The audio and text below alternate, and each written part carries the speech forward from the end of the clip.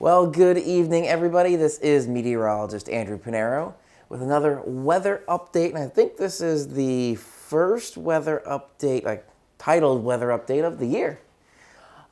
Still trying to figure out a good work-life balance, I guess, between work and life.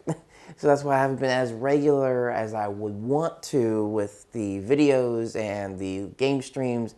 Although I am getting everything set up, so potentially this Tuesday I should have a Games and Storms live stream going on.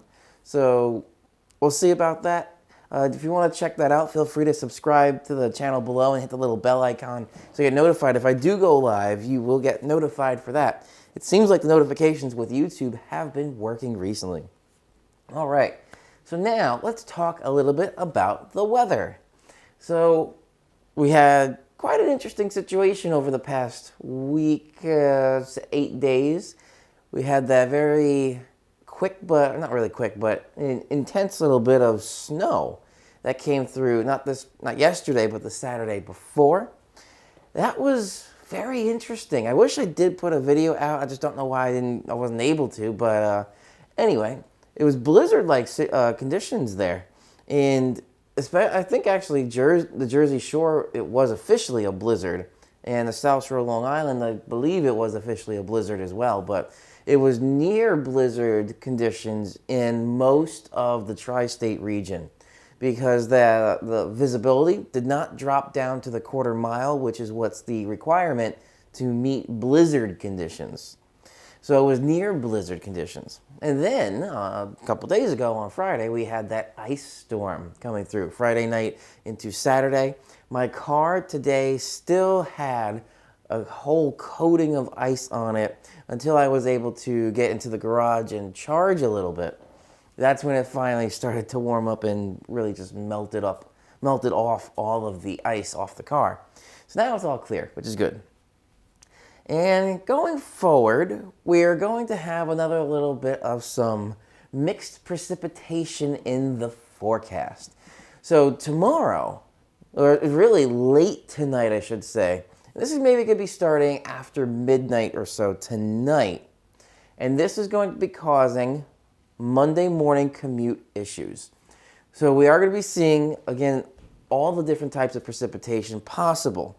So we could be seeing some rain transitioning to some sleet and freezing rain. I don't think there's really going to be snow too much in there. I can't completely rule it out, but there is a slight snow chance in there, but mostly this is going to be a freezing rain event, meaning we have liquid rain coming out of the atmosphere, but because it's been so cold, as of this recording, it's 27 degrees and it's just going to be dropping more from now. The surfaces are all frozen, so when that liquid rain touches those sub-freezing surfaces, it freezes on contact, which is what we saw a couple days ago. And still, I was dealing with that today. But anyway, that's what we could be seeing for tomorrow morning, just not nearly as bad, because we are going to be seeing a warming trend later in the week too. But at least for tomorrow, I'd say it's not going to be as bad as the other day. It's just something that could cause a little bit of a nuisance, especially in your morning commute time. That's really the key. After the morning commute time, so say once you start getting into 9 or 10 a.m., it's really going to start tapering off. We could then see afterwards maybe some more drizzle or snow flurries into the afternoon, but that's really about it. It could be on and off through the afternoon, again, not heavy, going into early Tuesday morning, but then Tuesday we'll start seeing some clearing. And now that's what a high pressure system coming in for Tuesday. And this high pressure system is going to cause, looks like a bit of a blocking pattern going on. So now with the blocking, it looks like for Tuesday, Wednesday, and most of Thursday, we should have some fairly clear conditions. And with the position of the high pressure, we have clockwise rotation of a high in the northern hemisphere, we should see some southwesterly flow. So for those couple of days, middle of the week, we're going to be seeing a warming trend. We could see some temperatures get up into the mid to upper 40s.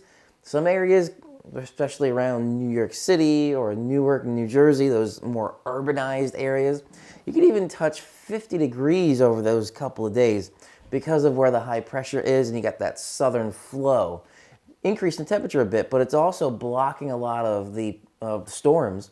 So we could be seeing coming out of the Great Lakes some snow showers, but because of the high pressure, it's not going to make its way all the way down to New York City for that Tuesday, Wednesday, Thursday time frame.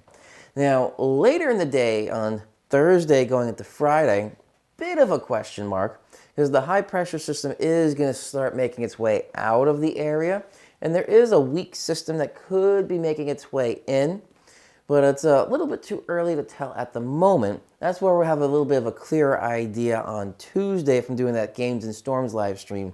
So make sure you stick around for that.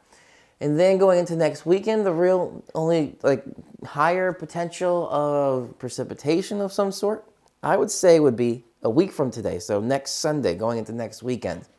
But I'm not going to focus too much on that right now. The one thing I did want to focus on was just the morning commute tomorrow. The National Weather Service has posted some not really advisors, it's a hazardous weather outlook for tomorrow. So that's just something to be cautious about. There could be some winter weather advisories issued. At the time of this recording, there are none. But keep that in mind, and if you are heading out early tomorrow morning, say between 6 a.m. and 10 a.m., you definitely want to give yourself a little bit more time, and you want to just check the road conditions before you head out, check traffic and all of that. All right, so a couple last housekeeping things with the channel updates. I am working on an interesting video here that's going to be on electricity versus gas for fueling, and I have a little sneak peek here. If it goes, there we go. There we go. This is a cell out of a Tesla Model 3.